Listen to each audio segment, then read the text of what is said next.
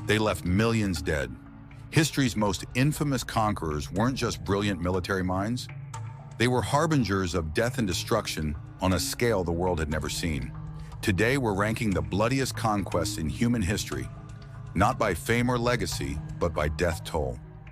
Let's begin with a name you already know. Napoleon Bonaparte, a symbol of ambition, strategy, and total war. From 1803 to 1815, his campaigns engulfed Europe in nearly constant conflict. Known as the Napoleonic Wars, these battles stretched from Portugal to Russia and involved nearly every major European power. The death toll? Over 4 million. That includes soldiers, civilians, and the countless casualties of imperial ambition. Napoleon's wars reshaped Europe's political map, but the cost was mass conscription, burned cities, and the endless march of cannon fire. He was brilliant, but his brilliance bled nations dry.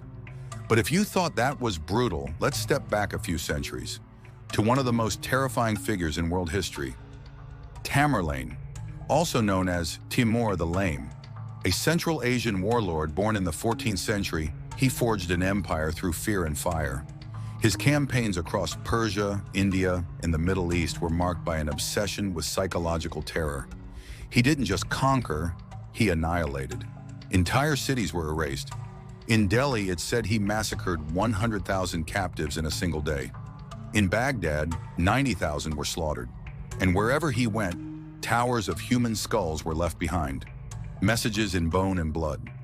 Modern estimates place his death toll at over 17 million. Nearly 5% of the world's population at the time. One man, 5% of humanity, gone. But conquest doesn't always come with swords. Sometimes it comes with ships, crosses, and invisible killers. The Spanish conquest of the Americas. In the early 1500s, conquistadors like Hernán Cortés and Francisco Pizarro arrived in the New World. The Aztec and Inca civilizations, massive complex societies, were shattered. War played its part, so did forced labor, but the deadliest weapon was smallpox. With no immunity, Native American populations collapsed. Cities were emptied. Cultures were lost. In just over a century, the indigenous population of the Americas fell by as much as 90%. At least 20 million people died, and possibly far more. Entire civilizations wiped from the earth. Still, even that is overshadowed by what came out of the steppes of Mongolia. Genghis Khan. Born as Temujin, he united the Mongol tribes and launched the most devastating military expansion the world had ever seen. From China to Europe, nothing could stop the Mongols. Cities that resisted were obliterated. Populations were massacred. In Nishapur, after the death of a Mongol official, Genghis ordered the extermination of every man, woman, and child. Estimates range from 100,000 to 1.7 million in a single city. Across Asia and the Islamic world, the Mongol invasions killed as many as 40 million people.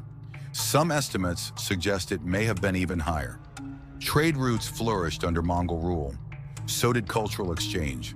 But that legacy was built on mass graves. And yet, the age of conquest didn't end there. The British Empire, at its height, ruled over a quarter of the world's population.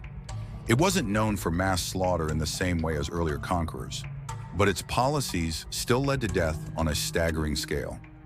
In India alone, colonial economic decisions contributed to devastating famines. In the 19th century, millions died under British rule, from hunger, disease, and neglect. Then there's Mao Zedong. While not a conqueror in the traditional military sense, his rise to power during and after the Chinese Civil War led to one of the deadliest episodes in human history. The Great Leap Forward and the Cultural Revolution, policies designed to reshape Chinese society, resulted in famine, mass executions, and political purges. Estimates vary, but the death toll may be as high as 45 million. Political conquest can be just as lethal as war. So how do we rank them? Number 5, Napoleon, over 4 million dead. Number 4, the Spanish conquest of the Americas, at least 20 million. Number 3, Tamerlane, roughly 17 million. Number 2, the Mongols under Genghis Khan, around 40 million. And number 1, Mao Zedong, Up to 45 million deaths, mostly from famine and repression. But numbers don't tell the whole story. Behind every statistic is a destroyed home, a vanished village, a name never passed down. Conquest is not just about land, it's about dominance, and it always comes at a cost. For the conqueror, the enemy is not a person, it's a problem to be erased. History remembers those who win, but we must remember what was lost. Who do you think was the most ruthless conqueror in history? Let us know in the comments. For more dark history, hit subscribe.